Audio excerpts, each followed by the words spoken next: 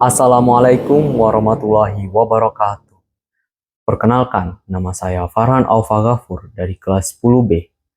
Pada kesempatan video kali ini, kita akan sama-sama membedah sistem ekonomi. Sebelum kita masuk lebih dalam di materi sistem ekonomi ini, ada baiknya jika kita mengetahui apa itu sistem ekonomi. Sistem ekonomi adalah aturan atau cara yang dilakukan oleh suatu bangsa yang di dalamnya ada pemerintah dan masyarakat dalam mengatur kehidupan perekonomiannya. Cara atau aturan yang dimaksud adalah usaha yang dilakukan oleh suatu negara dalam memecahkan berbagai permasalahan ekonomi modern. Yang seperti kita tahu, permasalahan ekonomi modern ada 3, yaitu what, for whom, dan how. Nah, setelah saya jelaskan tadi tentang pengertian sistem ekonomi, mungkin akan ada yang bertanya, mengapa sih sistem perekonomian di setiap negara itu berbeda-beda? Nah, berbedanya sistem perekonomian di setiap negara itu disebabkan oleh banyak faktor. Di antara lain, ada SDA, SDM, infrastruktur, dan teknologi. Serta ada faktor-faktor lain seperti ideologi bangsa, sifat-sifat dan jati diri bangsa, serta struktur perekonomian negara itu sendiri. Sekarang kita akan masuk ke dalam pembahasan berbagai jenis sistem perekonomian yang ada di dunia. Kita akan mulai dari sistem perekonomian yang paling sederhana, yaitu sistem perekonomian tradisional. Apa sih sebenarnya sistem perekonomian tradisional itu? Nah, sistem perekonomian tradisional adalah sistem perekonomian yang keputusan ekonominya didasari oleh adat istiadat, tradisi, serta kebiasaan yang diturunkan secara turun-temurun. Ciri-cirinya seperti apa? Ciri-cirinya seperti tidak adanya pembagian kerja, kemudian pertukaran masih dilakukan tidak menggunakan uang atau barter. Kemudian sangat bersifat kekeluargaan karena didasari oleh adat istiadat dan tradisi. Kelebihannya apa? Kelebihannya tidak adanya konflik karena didasari oleh kebiasaan. Nah, kekurangannya apa?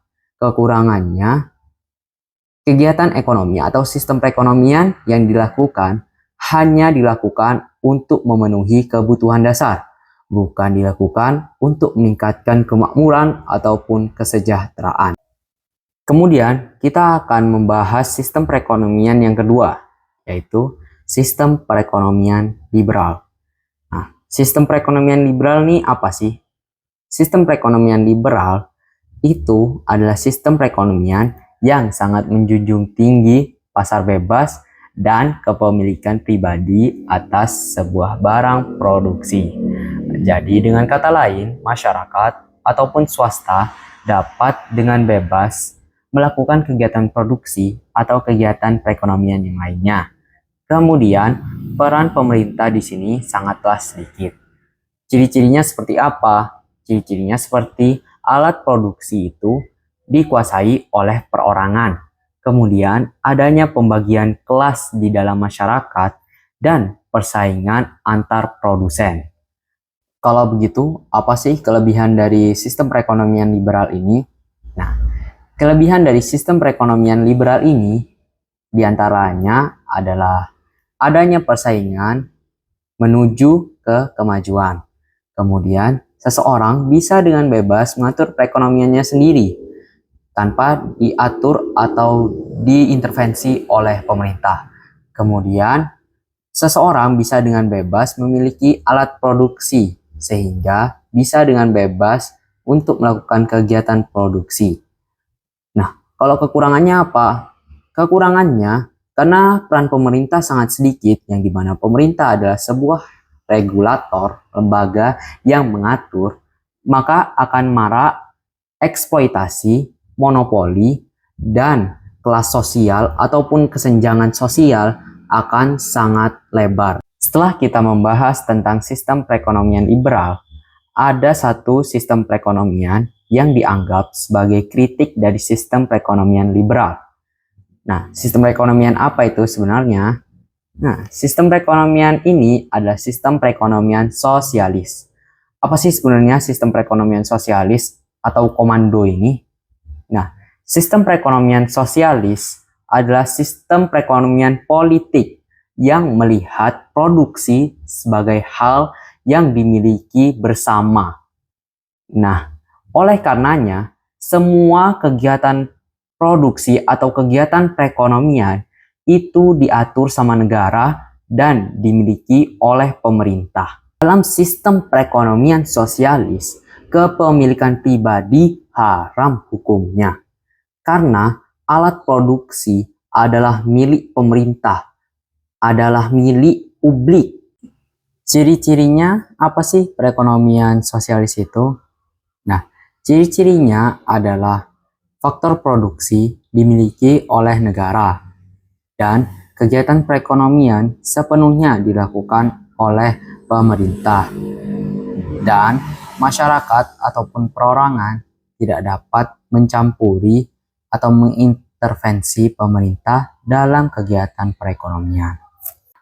Apa sih kelebihan dari sistem perekonomian sosialis ini?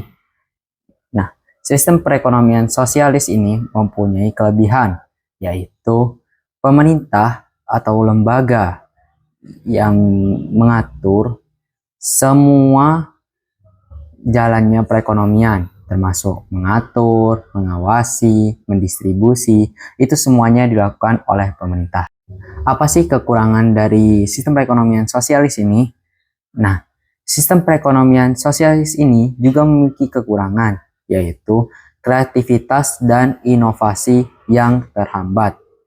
Ya dong, jika sederhananya kita analogikan sebagai kita memposisikan diri sebagai negara yang menganut sistem perekonomian sosialis. Nah, kita ini ingin pendapatan kita itu lebih tinggi dengan cara bekerja keras daripada yang lain.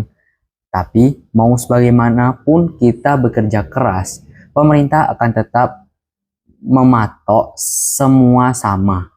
Karena itulah kerja dari sistem perekonomian sosialis ini. Kita masuk ke dalam sistem perekonomian terakhir yang akan saya jelaskan. Apa itu? Yaitu sistem perekonomian campuran. Apa sih sebenarnya sistem perekonomian campuran itu? Nah, sistem perekonomian campuran itu adalah sistem perekonomian yang memadukan unsur liberal dan unsur sosialis. Kemudian diambil kelebihannya untuk menjalankan perekonomian. Nah, ciri-cirinya seperti apa? Ciri-cirinya yang paling kentara adalah adanya interaksi antara swasta dan pemerintah dalam menjalankan perekonomian. Kemudian, pemerintah sebagai regulator atau pengatur perekonomian. Apa sih kelebihan dari sistem perekonomian campuran ini? Nah, sistem perekonomian campuran ini mempunyai beberapa kelebihan, yaitu barang dan jasa dapat tersalurkan dengan baik. Iya dong, karena adanya peran pemerintah sebagai regulator perekonomian. Kemudian, inovasi dan kreativitas tetap ada, karena seseorang atau suatu golongan masih diperbolehkan untuk melakukan kegiatan produksi.